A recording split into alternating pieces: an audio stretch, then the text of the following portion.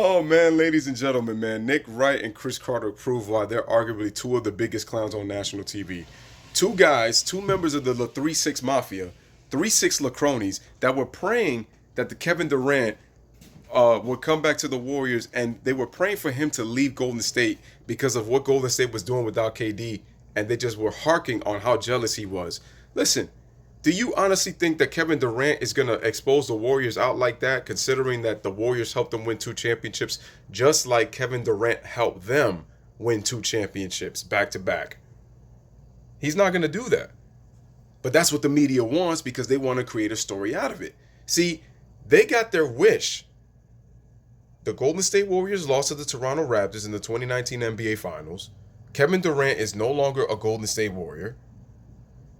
They were praying for him again. They wanted him to come back so badly because they felt he was jealous of the success they had without him. He's gone, and they're still making a story about him. And what does this prove? It proves what Kevin Durant was saying all along about the toxic 3-6 fanboy fan base, LeBron James Brigade media. He basically said that the media around LeBron is toxic. The fanboys, and once again the media pundits, they took it and twisted Kevin Durant's words. No player in the history of this league is above criticism. Not LeBron James, not Kevin Durant, not Kobe Bryant, not Shaquille O'Neal, not Steph Curry, not KD, not Magic, not Bird, not Kareem, not Wilt, not Russell, not Jordan. But yet, LeBron James is the one superstar that just continuously gets all these excuses because of what he is a product of. See, that's the issue. Nobody disputes LeBron's greatness. It's once again clowns like Nick Wright and Cris Carter. Because Nick Wright is now saying, well, because of the misinformation on Kevin Durant's injury, the Warriors were at fault.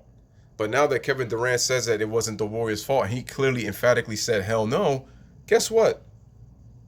Nick Wright says he's lying. Cris Carter said, oh yeah, but you can't jump with an Achilles, right? Cris Carter just tries to sound smart, like he knows everybody, and like what he actually says is actually credible when it ain't. That's how sad it is. You know what? Nick Wright and Ryan Hollins should get their own show together, man, because I think everybody would enjoy just the stuff that would spew out of their mouths on a day-to-day basis. See? That's what they would love. And my thing is that, guys, the Warriors lost. Get over yourselves. LeBron James has another opportunity to win the championship now that he has Anthony Davis. Okay? The Warriors, again, they're going to compete. They're going to be competitive. But I don't expect them to win a championship. And you guys neither. Yet you guys want to continue to go on this hate rant on Kevin Durant. Why? Because Kevin Durant is now become the most people keep saying that LeBron is the most scrutinized because, you know, they're making a story about him every day. But part of the reason that people are coming with stories about LeBron day in and day out more so now is ever since he left Cleveland with the narratives that LeBron was doing throughout these last couple of years in Cleveland and in his first season with LA. And I'm telling you, because he's in LA, they don't care about what you did in Cleveland. They don't care about what you did in Miami. What they care about is, what are you going to do for us right now? If LeBron James doesn't win a championship in year 2, the media is going to turn on LeBron James even more than they ever have, because they've protected him just as long as this quote-unquote hate that he's gotten. And that's why I said that his love balances his hate at the end of the day, ladies and gentlemen. Again, look back at that racial hoax, quote-unquote, vandalized home in LA, and why nobody's ever revisited that situation. And I'm going to continue to say that because, again, people keep acting like this. LeBron is this. See, LeBron tries to put this, he tries to portray an image to try to say that he's this amazing, great guy. I ain't trying to hate on the brother, but it's like when you put two and two together and you look at some of the things he's doing, you can't tell me that this dude is this completely clean. That's the thing, is he hasn't got caught. But my problem also is because of the media, and it's because of the NBA, because they know. They know. They're just not gonna rat. They're not gonna rat out their boy. That's the problem. Michael Jordan was not, like I said, he wasn't. He was an asshole. You know, he didn't have the cleanest image himself neither. So that's what we got to talk about. Kobe Bryant, we already know about his image. I mean, look at it this way: he lost all of his endorsements right after that rape trial. The media was expecting Kobe to kiss behind. He was expecting them to kiss ass, and when Kobe Bryant didn't do it, he took the villain role. And that's why guys like Nick Wright and Cris Carter, if Kobe Bryant were to ever appear on that show, First Things First, because if you look at Max Kellerman, why do you think he was so quiet the time that Kobe showed up? But then when Kobe's not there, these guys hide behind their networks and say what they have to say. Even if the things are true, sometimes they go overboard with it just to try to disrespect another player because they're biased toward their favorite player. So, and that's why I said that these guys are just a bunch of clowns, man. They literally are a bunch of clowns. It's crazy. Again, they do it for ratings, and I get it. It's some form of entertainment. But you could clearly tell that there's obviously an agenda when guys try to push something just to try to, again, push something else, just to put something above criticism. When a guy should be rightfully criticized, we got to give him a pass for this reason. And it's like, nah, man. And I just said it. No great player is above criticism no matter what. It's why certain guys get love over some other guys. But even then, so it's like you always try to do the good with the bad. And even with Kevin Durant, y'all saw me many times fault him on that 2016 Western Conference Finals with Russell Westbrook. He don't get a pass for that, no matter how much his fans want to defend that. You know, I'm going to get hate for it, but it's the truth. Kevin Durant is an amazing player. He's a transcendent player. He is a transformational talent. There's no question about it. But we can't sit here and act like he didn't stink up the 2016 Western Conference Finals, because he did. So, but what I'm saying is, media, KD is in Brooklyn. He was absolutely right about y'all. He was absolutely right. So what I'm going to do, ladies and gentlemen, is I'm going to play a clip from First Things First with, obviously, Nick Gonzo La Squidward Wrong is going to talk about Kevin Durant and how, in his opinion, he's lying about the situation in Golden State. Now, I'm going to say this once again. Kevin Durant, whether he's telling the truth or not, do you really believe that he's going to rat out Golden State for what it did for him? He won 2 Finals MVPs and won 2 championships. If anything, it's strategic, tactical. Kevin Durant knows. And I'm going to say it again. Bob Myers exposed himself at the 2017 championship parade. He exposed himself.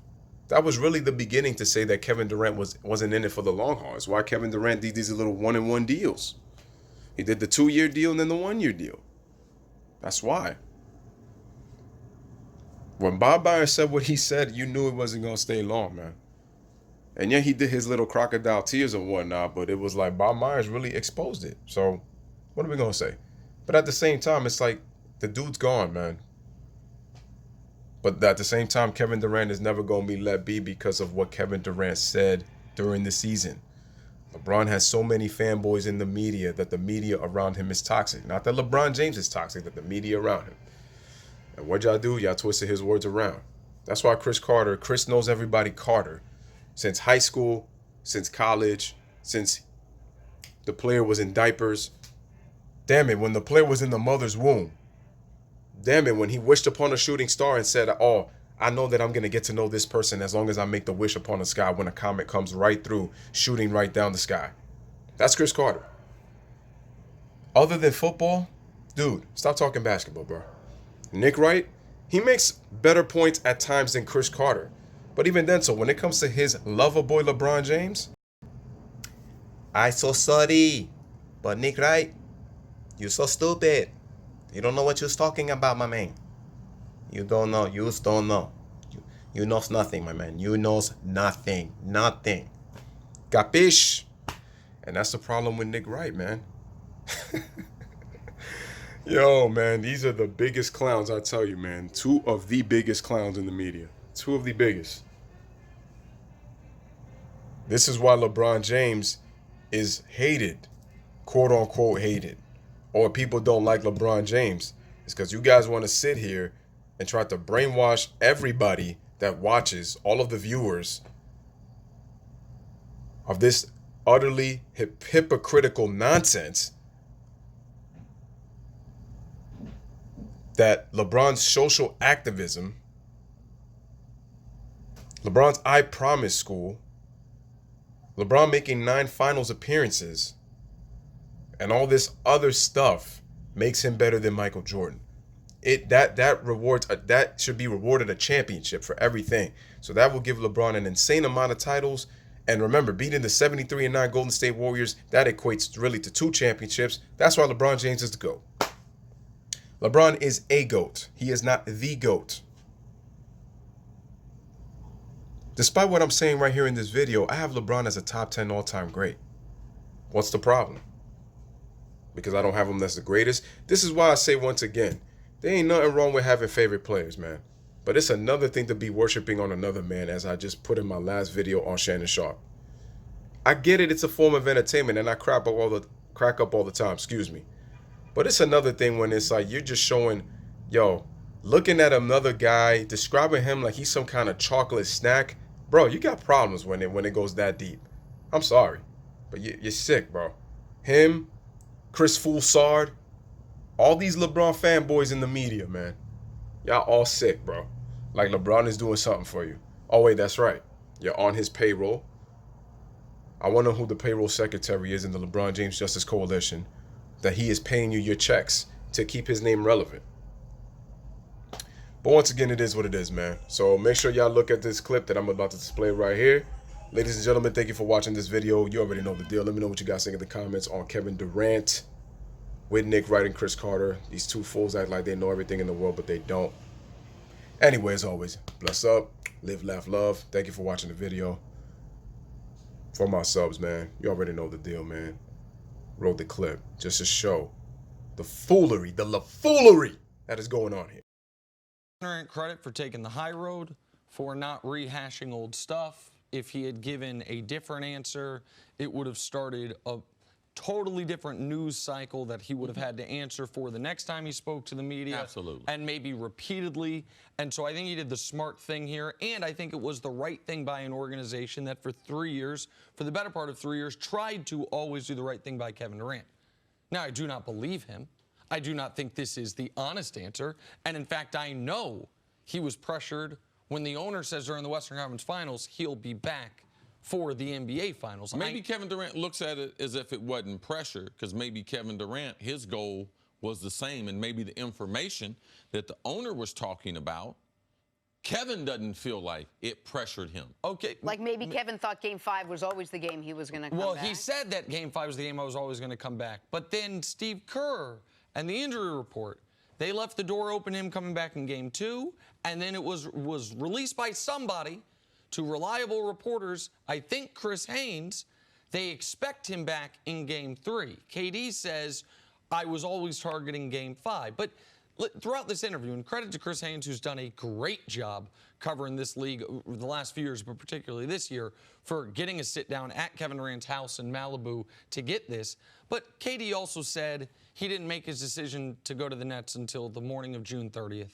That he and Kyrie Irving had not discussed playing together, that it was, yeah, they're friends and it's a happy coincidence. There are a lot of things said in this article that I do not believe to be the accurate history, but I am not criticizing Kevin Durant for presenting it. And when it comes to the injury front, I think it was the smart move to not worry about something you can't fix in the past.